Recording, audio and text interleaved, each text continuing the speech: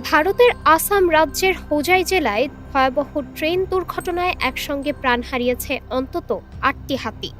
দুর্ঘটনায় আহত হয়েছে একটি হাতি শাবক। ২০ ডিসেম্বর ভোরে সাইরাং থেকে নয়াদিল্লিগামী রাজধানী এক্সপ্রেস ট্রেনের ধাক্কায় এই মর্মান্তিক ঘটনা ঘটে। রেলওয়ে ও বন বিভাগ সূত্রে জানা গেছে, ভোরের দিকে একটি হাতির পাল রেললাইন পার হওয়ার সময় দ্রুতগতির রাজধানী এক্সপ্রেসের সঙ্গে সংঘর্ষ হয়। প্রবল ধাক্কায় ঘটনাস্থলে ৮টি হাতির মৃত্যু হয়।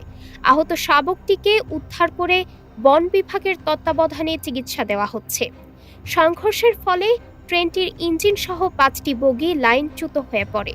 তবে স্বস্তির বিষয়, ট্রেনে থাকা কোনো যাত্রী হতাহত হননি। দুর্ঘটনার পর যাত্রীদের নিরাপদে অন্য বগিতে সাময়িকভাবে স্থানান্তর করা হয়।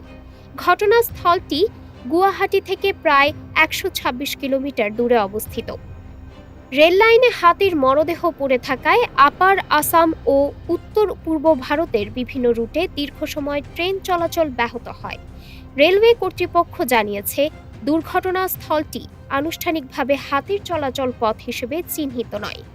দূর থেকে হাতির পাল দেখতে পেয়ে চালক জরুরি ব্রেক কষলেও উচ্চগতির কারণে দুর্ঘটনা এড়ানো সম্ভব হয়নি।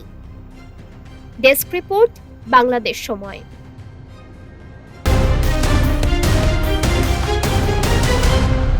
বাংলাদেশ সময়, সবার আগে দেশ।